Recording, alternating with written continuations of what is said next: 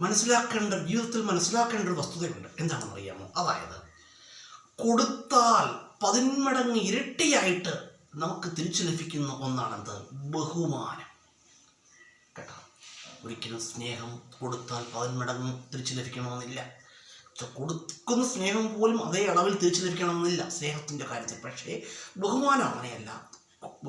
നമ്മളൊരാളെ ബഹുമാനിച്ചാൽ അതിൻ്റെ 10 മടങ്ങായിട്ട് അയാൾ തിരിച്ച് ബഹുമാനിക്കുമെന്നാണ്. കേട്ടോ, അതങ്ങനെ അതൊരു മനഃശാസ്ത്രമാണ്. കൊടുത്താൽ 10 മടങ്ങ് ഇരട്ടിയായിട്ട് തിരിച്ചു ലഭിക്കുന്നത് എന്താണ്? ബഹുമാനമാണ്. പക്ഷേ നമ്മൾ മനസ്സിലാക്കേണ്ട ഒരു കാര്യമുണ്ട്.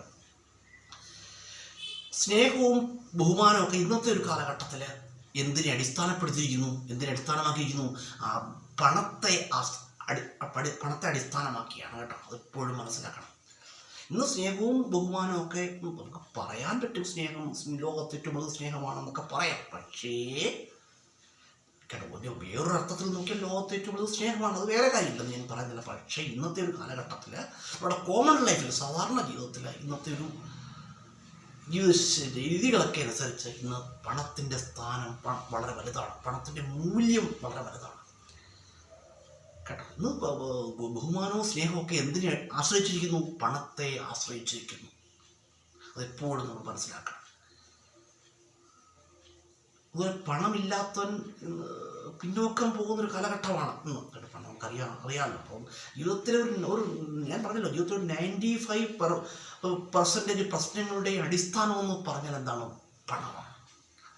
പണമില്ലാത്തതാണ്. കേട്ടോ, 95% പ്രശ്നങ്ങളുടെ അടിസ്ഥാനം പണമില്ലാത്തതാണ്. പണമുണ്ടെങ്കിൽ ഒരുമാതിരിപ്പെട്ട പ്രശ്നങ്ങളൊന്നും എന്തില്ല, ജീവിതത്തിലുണ്ടാവുകയില്ല. കേട്ടോ, ഞാൻ പറഞ്ഞില്ല 5% വീണ്ടും കിടക്കുക, വേറെ കാര്യങ്ങൾ, അത് പിന്നീട് ഒരിക്കലും ഞാൻ പറഞ്ഞുതരാം. 5% പ്രശ്നങ്ങൾ എന്താണെന്ന്. പൊതുവെ ഒരു 90% അല്ലെങ്കിൽ 95% പ്രശ്നങ്ങളുടെ അടിസ്ഥാനം എന്ന് പറഞ്ഞാൽ പണമില്ലായ്മയാണ്. പണം ഉണ്ടാകുമ്പോൾ എന്ത് ചെയ്യും? ഓട്ടോമാറ്റിക്കായിട്ട് എന്തുണ്ടാവും? ബഹുമാനം ലഭിക്കും, സ്ഥാനമാനങ്ങളുണ്ടാവും. അതൊക്കെ ഓട്ടോമാറ്റിക്കായിട്ട് വന്നു ചേരും. അപ്പോൾ ഇതിൻ്റെയൊക്കെ മൂല്യം നിശ്ചയിക്കുന്നത് എന്താണ്? പണമാണ്. കേട്ടോ, ജീവിതത്തിലപ്പോൾ എന്ത് ചെയ്യുക? പണം സമ്പാദിക്കാനായിട്ട് ശ്രമിക്കുക. എങ്ങനെ ശ്രമിക്കുക? പണം സമ്പാദിക്കാനായിട്ട് ശ്രമിക്കുക. ഞാൻ പറഞ്ഞു, നല്ല മാർഗത്തിലൂടെ എന്ത് ചെയ്യുക? ധനം സമ്പാദിക്കുക. കേട്ടോ, മോശം മാർഗത്തിലൂടെ എന്ത് ചെയ്ത് പണം സമ്പാദിക്കാനായിട്ട് ശ്രമിക്കരുത്. അങ്ങനെ സമ്പാദിച്ചു കഴിഞ്ഞാൽ ആ പണത്തിന് എന്തില്ല? ആയുസില്ല. ആ പണം എന്ത് ചെയ്യും? നഷ്ടപ്പെട്ടു.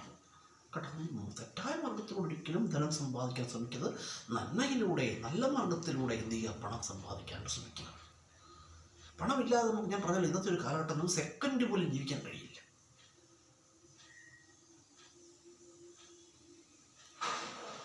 കേട്ടോ, അങ്ങനൊരു കാലഘട്ടമാണ്. അപ്പം ബഹുമാനം, സ്നേഹം എന്നൊക്കെ പറഞ്ഞാൽ ഇതിൻ്റെ എല്ലാം ഏറ്റവും